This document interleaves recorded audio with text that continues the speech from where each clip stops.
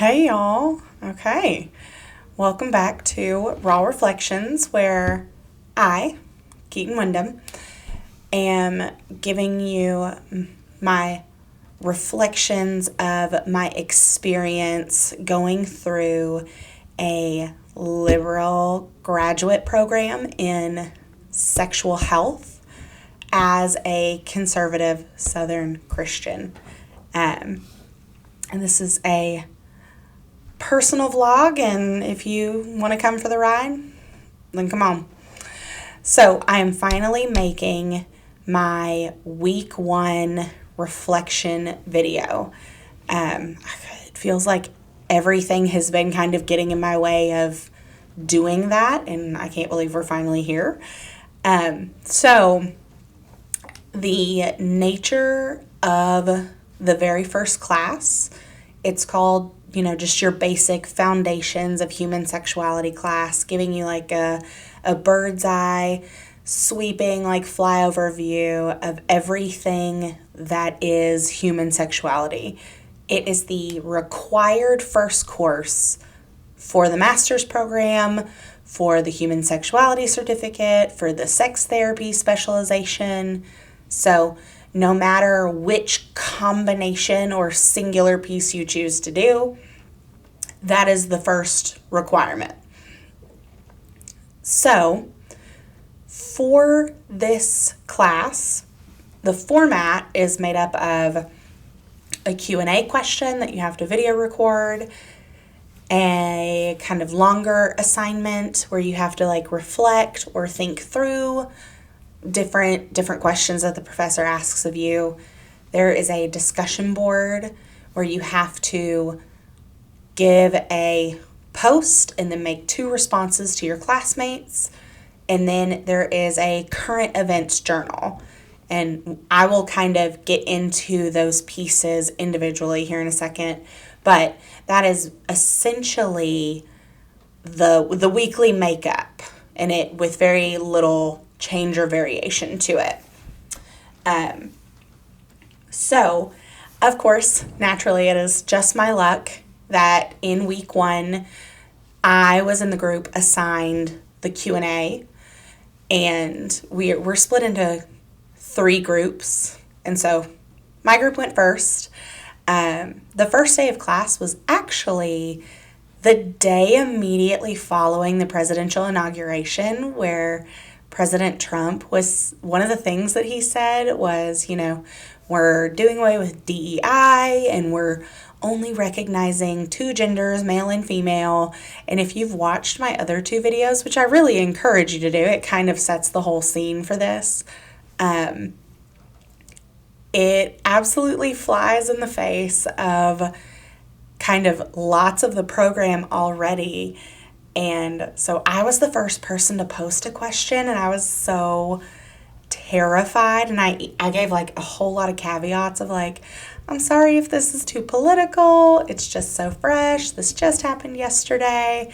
I would love to get your opinion on, because I'm trying not to offend, and I didn't want to just bust up in there very first post of the class and be well, my 47th president, Donald J. Trump, and wave my Republican conservative flag, although it should be fairly obvious to my professor now that I'm more conservative. I haven't hidden that I'm an evangelical Christian.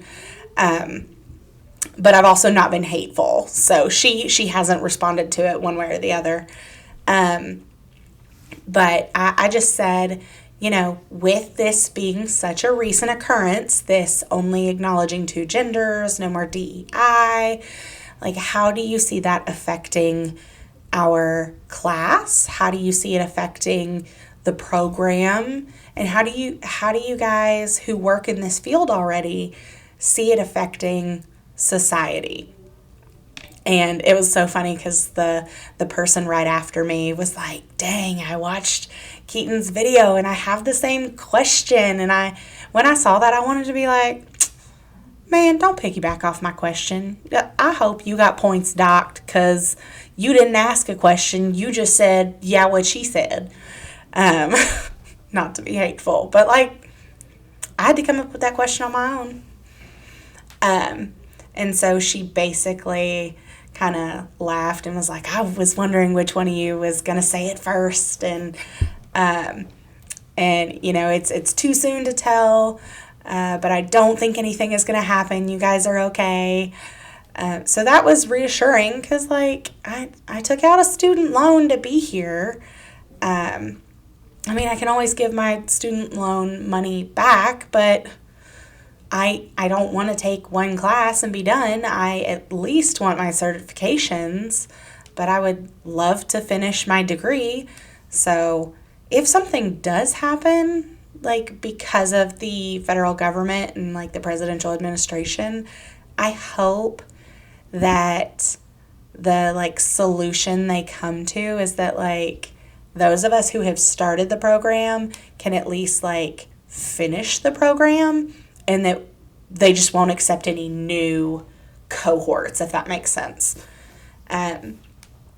So then the first assignment for the class was sharing my professional goals. Like, what do I want to take these certificates and this degree out into the world and do with it? And that is honestly so in-depth, and I love to keep my videos on the shorter end, that I think I'm actually just going to make a separate video for my professional goals kind of explanation, because that's it. It's a lot. Like, I want to make sure that you guys understand what I'm talking about. The current events journal was really cool. Like, I'm genuinely learning things through this coursework, and it's such a fun experience. I have gotten a bachelor's in ag communications and journalism from the Texas A&M University.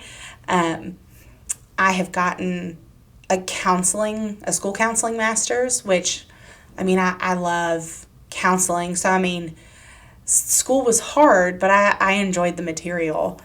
I got a diagnostician certification. I got an autism specialization, and I have also done my coursework for clinical counseling outside of the school. And I enjoyed all of that material because I had personal reasons for seeking out this information. But I don't know. This content just feels so fun. This is the first time that I find myself finishing my week's load worth of reading and my week's load worth of work like days before the due date, and like even well before the like midnight cutoffs. And I think that really speaks to the fact that I feel so passionately about this subject matter. So the current events journal is where you take a sex, sexuality, or gender news article from the last 12 months and you summarize it in just like 150 words, you share the link, and then you analyze what it said. And so the first current events article that I found was put out by the CDC, Centers for Disease Control and Prevention, and it was about how the numbers, the data shows that STIs are actually decreasing, which is great. Who doesn't like that? That's a positive statistic. However, they used data from 2022 to 2023, which I thought was odd considering the article was written in November of 2024. I felt like that raised a couple questions for me. Like, they acknowledged that COVID kind of made it difficult to gather data, and I understand that. But I wish they would have acknowledged why they didn't use more recent data. Like, did they stop gathering this type of data? Did the journalist have to go back all the way to 2022 to find data to support this claim? Or has the data been gathered, but it just hasn't been analyzed and published yet? Because some of those things are more reasonable, but it's kind of like when people cherry pick Bible verses to kind of like push their objective. And so I hope that's not what happened. But I also learned that there are now STI kits that are like over the counter that you can do at home. And I didn't know that. And I thought that was such a cool little factoid that I went home and shared it with my husband, and he thought I was so dumb. He was like, yeah, I knew that. Like, everybody knows that. And I was like, well, clearly not everybody, because I didn't know it. So thanks for withholding cool information, like about an area that I love to learn about. But also, I've been married for almost a decade. Like, why would I need to know about that? And I wasn't having sex. So, I mean, I wasn't having sex. My husband wasn't having sex. We have only ever had sex with each other. So it doesn't make sense that we would have that kind of information because it's not pertinent to us. So, but I thought that was cool, and I think it is really going to foster a sense of like real world learning. And so I think I'm really going to be looking forward to these current events journals. The discussion board was the other piece that we have to do every week. And we started off with a bang, honestly. Our professor gave us a link to the Kinsey Institute.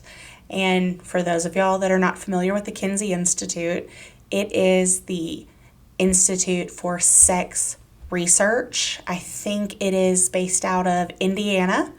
If I'm thinking correctly, it's like directly tied to the University of Indiana. And it was sort of founded and headed up by Dr. Kinsey, who was one of the like major sex researchers. He didn't start out in sex research. I think, if I remember correctly, he did a lot of zoology, biology, taxonomy, and he just kind of ended up falling into sex research, which is strange. And you know, not all of his methods back then were great. Not tons of trailblazers end up doing stuff that does not age well by any means. And he has a super creepy face. So if you Google Dr. Alfred Kinsey, he looks very creepy, like he will have committed the crimes that he did research on. But we use the Kinsey Institute resources to pick 3 countries to study more about and kind of share with our classmates about the countries' like sex data and their culture and their views on sex and sexuality and things like that. And so honestly, I did I didn't know how to choose. So I did a really kind of, I don't know, like work smarter, not harder kind of approach. And I just looked and thought, oh, well, these 3 countries have the least number of pages that I have to read through. So, and I didn't know the countries beforehand, so I didn't go in with a preconceived notion, and I liked that too. But the countries I chose were Iceland, Morocco, and the Czech Republic, which are super random. But for Iceland, what I ended up finding out is that a huge percentage of the population identifies as Lutheran, but religious, and yet they keep it very separate from sex education and the societal concepts of sex because the country of Iceland is so isolated, like culturally and just geographically, that not a lot of people come in and not a lot of people go out, and they live very hard lives. So it's pretty common for kids younger than the age of 18 to start working career physical labor jobs. And so at 15, 16 years old, kids are smoking, drinking, having sex. By 20, it's really common for them to cohabitate with someone. Not an emphasis on marriage, like no one really cares about whether or not they're married. It's really just more so about the cohabitation, which is odd that that's like so normalized. But so it's pretty common for like 14, 15-year-olds to start having sex. Like that is the norm. And I just thought that was so odd. But they have really great sex education in Iceland, apparently, and they have made the conscious effort to keep religious values and but their religious views out of sex education because they want their kids to be well educated. And I thought that was really interesting. Whereas we make an immediate like 180 into Morocco. And Morocco is I want to say almost 90% Muslim country, which that part didn't shock me. But of course, as a reflection of like a highly religious culture society, they are very strict and shame-based when it comes to sex. And they have laws against male homosexuality, but they do not have laws against female homosexuality. I guess they just don't think women are capable of it, which blows my mind. Like, honestly, it kind of makes me feel like, how little do you think of women that you think that they're not capable of deviant behavior? Like, you don't even give them enough credit for, like, even having some of the same, like, deviant urges as men. I don't know. It's hard for me to, like, wrap my mind around exactly what that thought process is that they have. Although, like, so while male homosexuality comes with lots of ramifications, men in Morocco do things that us by Western society and in our standards would consider extremely homoerotic. My jaw just was dropping as I was reading it. I was reading that they will bathe together. They will hold hands as they like walk down the street.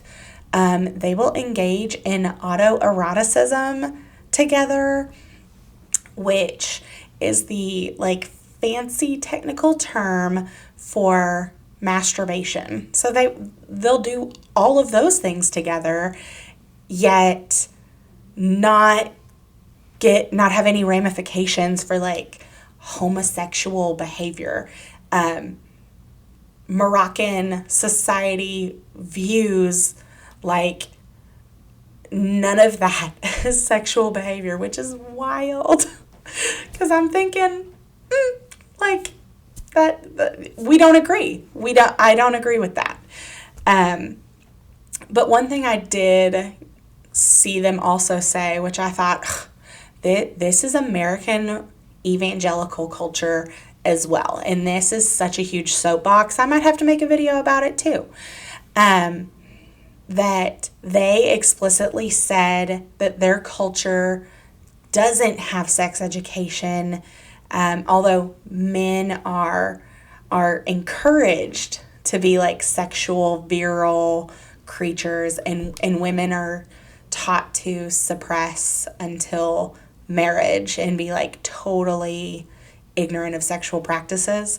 The reason behind that is because they equate information and knowledge with permission. So like if they give their adolescent citizens sex education, then they equate that with thinking that adolescents are going to take that as, our parents, the government, the school is granting us permission to go have sex, which I think is so very similar to how the Christian culture views sex. And that's frankly upsetting that they feel like they can justify a lack of education for their youth by saying, oh, we're trying to protect you. We're trying to keep you safe. Because up to a certain point, you go from protecting people's innocence to creating easily accessible victims. So, yep, I've decided I'm going to have to make a video about that too. So, moving on to my third country, which honestly, there wasn't much to say about the Czech Republic. Europe is kind of more open about natures of sexuality anyway. They do provide sex education to people about like STI prevention and AIDS prevention. They provide anatomy classes. They don't provide sex education on anything outside of the heterosexual norm. And I did note in my discussion board that only about 8 people a year request transgender, what the old school term was gender reassignment surgery, but now, and I had to look it up so that I wouldn't get in trouble. The new term is gender confirmation surgery, which honestly is a little woke, in my opinion, because it's all based on your belief. So it's not affirmation, except for the fact that you think it's affirming. But it is reassigning your biological secondary or primary sex characteristics secondary sex characteristics to what you want them to be. And so when I was writing my discussion board, I was just trucking along, and our professor warned us that there might be some wording that you need to update, and that's why I went looking for the updated version of the gender reassignment, because I just knew that was probably outdated. And I think I just made an exact, yes, you can't see my hands, but I'm down here doing my little fake air typewriter. But I was just, I guess, writing without thinking, and I didn't notice it, but I had someone reply. I had one single person in my class reply to my discussion board week 1, and I think this person only responded so that they could correct me. Whether they were correcting me out of love or out of this righteous anger that they felt like they had, or this righteous frustration because this person is a they them, which whatever. But so they out of all the pieces of my discussion board that I just explained to you guys, they chose to only respond about the Czech Republic and the transgender statistic that I shared. And they made a point to write transgender with a little asterisk. And I was thinking, oh, they typoed. How strange that they didn't catch that. And then I looked down at my keyboard and was looking the asterisk isn't that close to needing to type that. So that, they did it on purpose. Why did they do it on purpose? And I went back up and looked, and I was like, oh, shut up. I don't advocate telling people to shut up in like formal atmospheres, but I really like it felt so unnecessary and so dumb that this person went out of their way to only respond to me to correct me. And I was like, whatever. Like, it frustrated me at first because I tried so hard. The discussion board took the longest out of all my assignments because I was so like aware of the fact that all of these more than likely woke, or at the very least liberal people, were going to be reading and analyzing and choosing whether or not they were going to respond or interact with me. And so I was trying to double and triple check that I was like towing that line of not violating my beliefs or standards, but also not outright offending anyone. And it just felt like after all that work, that's what you want to get upset at me about? Like, I obviously, it was an innocent mistake. And so I just chose not to respond to that person and move on, because it is what it is. And that's kind of what it feels like when you encounter woke spaces, is that if you don't get every little thing right, that they will correct you in a manner that makes it feel like it was all for naught. Like, and it's just so frustrating. It's like, you can't win for losing. But the Kinsey Institute link and resource that we used for class, it was really fun. And so I will include that link in the description of the video in case you guys want to go see what they say about the U.S. Or they even had places like Antarctica and outer space and like the sex data on that, which was really funny. A lot of people chose to write about the Antarctica and the outer space. So overall, that's it for my first week of class. One thing that did happen that's like extra from that is there were these optional, they don't call them DEI classes. And DEI stands for diversity, equity, and inclusion. It's like the big like liberal woke push for like social justice and equality, and they aren't a part of the classes. Like, that's not what I pay tuition for. But they have made a point to like offer them and push them in student emails and like in announcements, and so it kind of reminds me of like the optional C essay where they're like, you don't have to, but there's no reason that you shouldn't because they're free. And, you know, it's a page of reading materials and then a 2-hour Zoom. Why not? Why wouldn't you do it? That was the feeling of like the undertones, the unspoken message was, if you don't do it, it's because you're a socially unjust, bigoted, sizist, classist, racist. And I was like, you know what? If Matt Walsh, who works for the Daily Wire, he is the person who was in charge of doing What is a Woman, which is an awesome movie, and Am I a Racist, which is friggin' hilarious.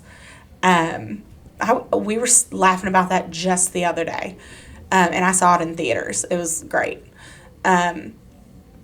If Matt Walsh in Am I a Racist, if he was willing to go through a DEI class and become DEI certified, then like, what do I got such big britches for?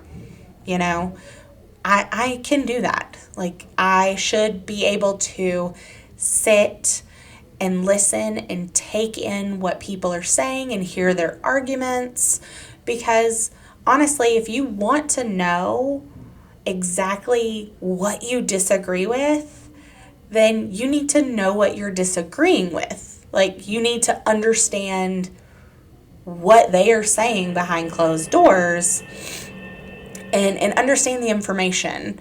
And my husband actually does that when he studies other religions. He has a bachelor's and a master's in religion with like an emphasis in apologetics and church history and theology. So like, he can defend his faith and he can teach other people how to defend their faith so well.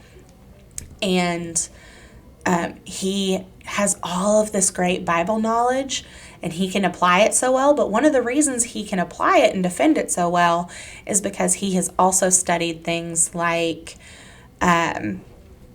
Muslims and Mormons and Jehovah's Witness and atheists and agnostics and Hindus. Like, he understands the basis of everybody's beliefs. That's why he can argue that his and ours as evangelical Christians is the correct choice to make. And so I said, you know what, let me sign up for, I think I signed up for like 6 of them. You have to do 10 of these courses in order to get the DEI certificate. And I just didn't have enough time all in this semester, and they don't recommend doing it all in this semester. So I just signed up for like 2 a month, I think. And the first 2 I signed up for were, I have a hard time remembering the first one's name. It's like Our Role in Justice, Equity, and Inclusion. And frankly, that one was kind of hard to follow. It felt like they were talking about everything that I've already heard before, but like nothing really at all. It didn't feel like I came out of that 2-hour Zoom and came out of those readings knowing much more than I went into it. And then the second one was called Navigating Challenging Conversations, I think. And that one, to me, it just felt like they were taking the concept of like being a kind, like basic level of decency human being and like extrapolating it like way out, like to a wild degree, like going out of your way so far that it felt like you were tripping over yourself to right things that weren't even wronged. It was like an overcorrection of it, and it was a little hard to stomach at certain points. I've got to admit, I muted it for a couple of minutes just to take some deep breaths, because I was like, you've got to be kidding me. Because one scenario that we practiced that like stuck out in my mind was a classroom of like elementary or middle school kids talking about how they didn't understand the need to pay reparations, and they wanted to like do a whole breakdown, but like one kid was saying, I don't understand why we need to do reparations. I don't have anything to do with slaves and having slaves, and the people that we would be paying reparations to weren't slaves or have anything to do with, like, that was so many generations back that like I don't understand the need for it. And that, I mean, it was a genuine like question seeking understanding type of thing. And the correct response to it was like this whole intense like TED talk and indoctrination, and I was like, that is, as someone who used to be a public school teacher at a middle school, we are not spending part of our 44 minutes worth of class to have a TED talk on social justice. Realistically, I as a teacher would have said, hey man, that's not the lesson we're learning today in math. That sounds like something that might be worth Googling later or asking your parents about, because I don't want to indoctrinate kids one way or the other. Like, I am very conscious about making sure I am not indoctrinating kids, because it is a parent's job and responsibility to provide their kids with moral and ethical boundaries and standards. And I, as a counselor, do not want to do that to anybody's kids. I'm going to do it to my kid. I'm going to hold my kid to my standards, but I'm not going to go home, or I'm not going to come to work and cause chaos for somebody else's household. But one thing that I do remember from my DEI classes is that there were like on the Zoom, there were like 3 or 4 like co-hosts or like co-instructors, and they did some things that I hadn't thought about that were really great as far as like disability access. They like described themselves and said like, hey, my name is so-and-so. I do this, this, and this on this branch of the campus, and I'm going to be your co-host. I'm going to be the tech person. I'm going to be this thing. And, standard fare. But then they went so far as to like describe themselves visually for like if a visually impaired person was on the Zoom. And that had never occurred to me to do before. And I thought that was kind of cool, except for the fact that with this like social justice lens, they like just right out the gate, like, I mean, with all the audacity within them, full confidence, were like, okay, hi, my name is Keaton. I have brown hair in a messy bun. I'm wearing big black glasses. I am a fat, cisgendered, heterosexual, 33-year-old female. And I was like, whoa. Whoa, ma'am. You made direct eye contact with me through the computer and were like, I am fat. And I didn't know what to do with it. I'm glad I had my camera off, because I was like, what the heck just is going on right now? But, and they all like went down the line and did that. I didn't know how to process for a minute. I wasn't as caught off guard the second time, but it was like in my past video when I talked about being asked for my pronouns for the first time, I was like, oh, my brain just got scrambled. But I am looking forward to some of these classes, genuinely. One of them is about sizeism, and so I'm hoping that it discusses like body positivity, and I hope they don't get just wild with it, but I'm afraid they will, because that's just seems to be the theme. And I will say, like, one knock on these like training Zooms that I saw in both of them, so I will let y'all know if it is a continuing trend that I see, is that when they thought they were in like a closed, safe space, like they were making so many little digs at like, the president, like, oh, over the next who knows? Who knows what it'll be like over the next 4 years? And I mean, I could see their faces. Like, I know that was the tone they were using.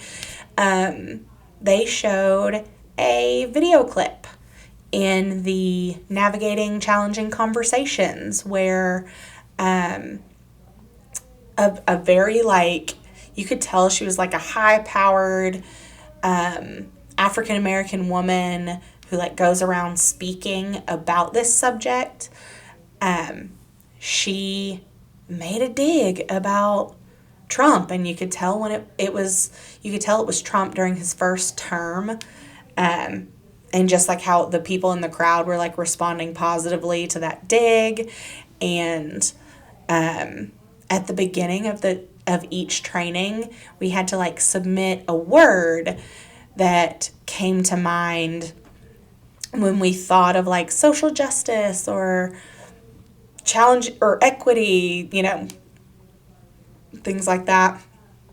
And they were saying, make sure it's one word, or that you like hyphenate the words or push them together. That way they don't get separated when they generate into this like word cloud.